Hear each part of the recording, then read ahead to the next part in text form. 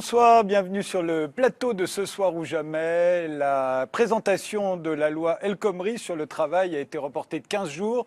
Le débat continue de faire rage et il va faire rage encore une fois ce soir puisque nous avons invité Philippe Aghion. Vous êtes économiste, professeur au Collège de France après avoir enseigné pendant 15 ans à Harvard ainsi qu'à l'École d'économie de Paris. Durant la campagne présidentielle de 2012, vous avez soutenu la candidature de François Hollande. Votre dernier livre s'intitule « Repenser la croissance économique » et vous faites partie des 31 économistes, dont Jean Tirole, le prix Nobel, Agnès Benassi-Kéré, Elie Cohen et Augustin Landier, qui ont signé une tribune dans Le Monde d'aujourd'hui, favorable à la loi travail, car, je cite, « Cette réforme est une avancée pour les plus fragiles ». Alors, est-ce que c'est pour cette raison, en une phrase, Philippe Aghion, est-ce que c'est pour cette raison que vous êtes favorable à cette loi? Absolument, parce qu'il y a dans notre pays, 90% des gens sont embauchés en CDD.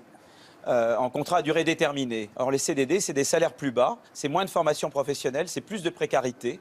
Et ce qu'on voudrait, c'est développer l'embauche en CDI. Mais celle-ci est découragée par une énorme incertitude sur les conditions qui régissent le licenciement économique et sur les montants à payer en cas de licenciement économique. Et c'est cette incertitude qui contribue énormément à faire qu'il y ait cette prédominance des CDD sur les CDI et donc une précarité sur le marché du travail qui touche surtout les jeunes et les moins qualifiés. Et c'est pour aller contre cette inégalité-là qu'on pense que cet aspect de la loi est positif. Mais on discutera, il faudrait d'autres choses pour compléter la loi.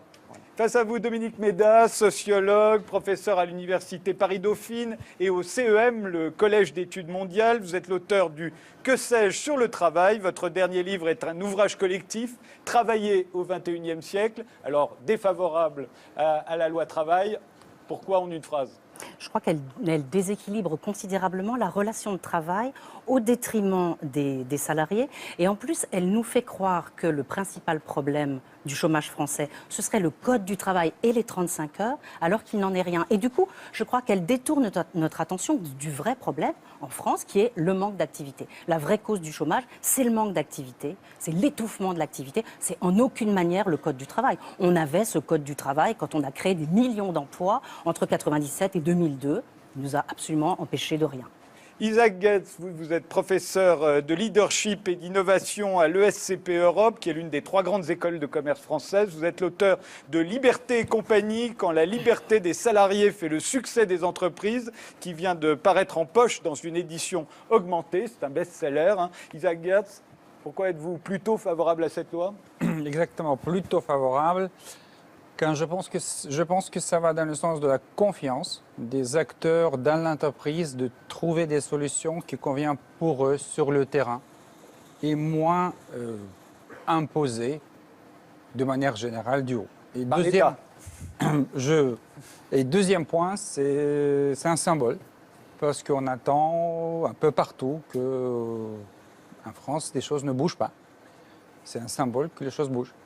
Alain Deneau, vous êtes philosophe, vous êtes canadien. Dans votre dernier essai, La médiocratie, vous dénoncez la tyrannie de la moyenne, notre complaisance envers des pratiques standards, convenues, conformistes, une révolution anesthésiante qui s'est accélérée notamment depuis qu'on est passé des métiers à l'emploi. L'industrialisation du travail nous a rendus, dites-vous, interchangeables. Alors, qu'est-ce que vous pensez de cette loi travail? Plutôt défavorable? Et pourquoi?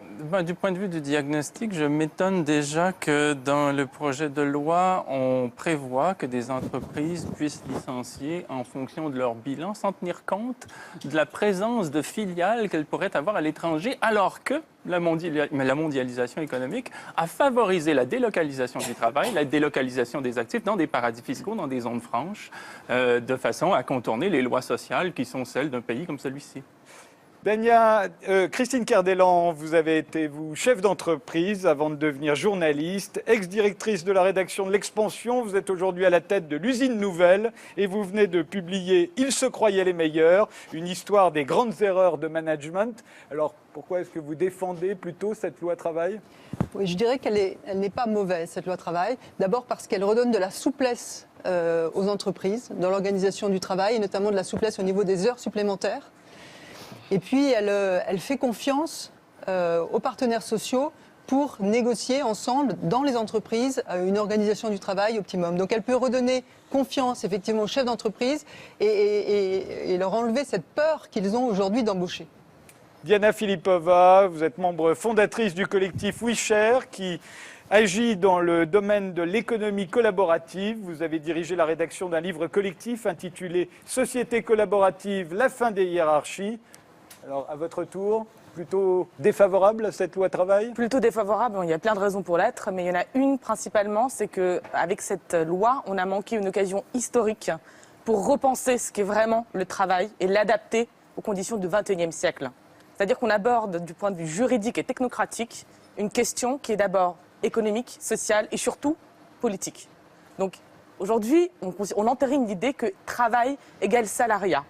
Et encore pire que ça, que travail égale CDI à temps plein. Donc on préfère créer en fait une armée de personnes qui seront au CDI, travailleurs pauvres, que de repenser que le travail en fait se produit aujourd'hui en dehors du salariat. Il est partout. Il est dans la production de travail à demande, il est dans les freelances, il est dans le travail indépendant. Et donc toute cette masse de production de valeur, elle est complètement laissée de côté. Et ça, c'est une faute. Alors tout à l'heure, on sera rejoint par une syndicaliste et par un chef d'entreprise. Mais d'abord, revenons sur cette réforme qui excite tant les passions.